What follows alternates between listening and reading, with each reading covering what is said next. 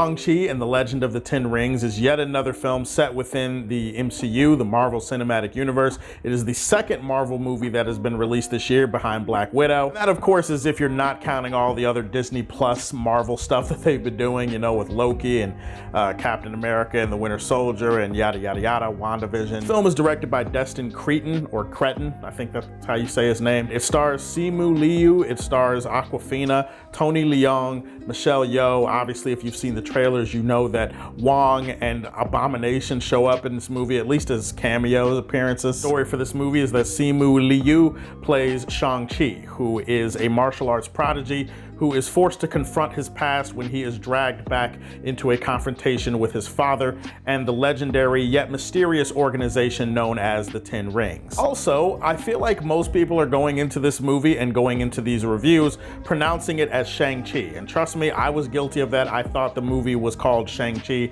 I've always called Shang-Chi Shang-Chi for like my entire life. Actually, the movie does address this. That's not the actual way you're supposed to pronounce it. It's Shang-Chi, which is why I pronounced it as Shang-Chi and the Legend of the Ten Rings instead of Shang-Chi and the Legend of the Ten Rings. It feels like the type of thing you want to get right. So yeah, the pronunciation is Shang-Chi, not Shang-Chi, Shang-Chi. Maybe you don't want to listen to me because I'm the type of person that knows that Gal Gadot's name is pronounced Gal Gadot, and yet for some strange reason I still call her Gal Gadot.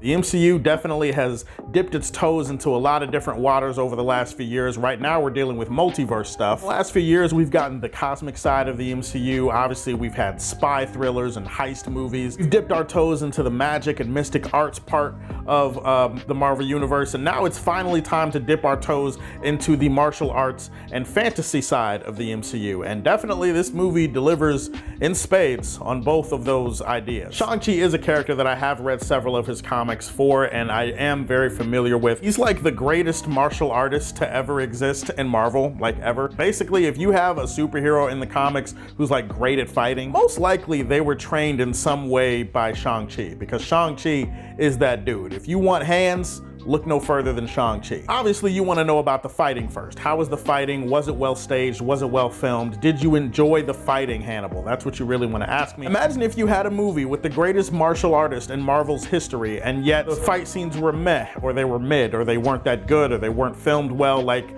that would be a colossal failure on the movie's part. Luckily, the fight scenes in this movie are not only the best thing about the movie, they're the best that the MCU has ever had. The choreography, the stunt work involved, when it comes to hand-to-hand fighting, no other Marvel movie can top this. No other Marvel movie has come close to this. They're filmed with a lot of beautiful wide shots and some dynamic camera movement that really elevates the scenes beyond what they could have been. So the fight scenes kick a ton of ass. The characters in the movie definitely kick a ton of ass, and that's where I want to go next. There's some actually surprisingly strong character work in this movie. They utilize a lot of flashbacks throughout the story to flesh them out, to tell their backstories, and to give context for their actions in the present day. Wen-Wu in this movie, who essentially is the Mandarin that we were supposed to get from years ago, but we actually didn't get him because, you know, reasons. I've let it go. I've moved on, okay? I'm not salty about it anymore. Much. We get Wen-Wu in this movie. He's played by Tony Leung, and he kills it. He crushes it, not only from a performance standpoint, but also from a character standpoint. He feels like much more of a tragic villain in this movie. This movie does focus a lot on the family dynamic, and it focuses in particular on the relationship between son and father, the juxtaposition between the main hero and between the villain. As far as performances go, everybody across the board is pretty good. Obviously, Tony Leung, in my opinion, gives the best performance. Michelle Yeoh has been around for so long in all of these type of movies. She's great in the movie as well, even though she's not in the movie as much as you would think she is. Simu Liu, while I can't say that he was great or he owns it or he crushes the role, I definitely think he does a good enough job to warrant seeing more of him in this universe going forward. Fantasy elements in this movie are obviously crazy and out of this world, kind of batshit insane. Creature design, the worlds that this movie is able to take you to, I was invested in pretty much all of that. Like, all of that is top-notch stuff. One thing that I don't say a lot about MCU movies is the score. The scores for a lot of their films, unfortunately, to me, have been kind of forgettable, but in this movie,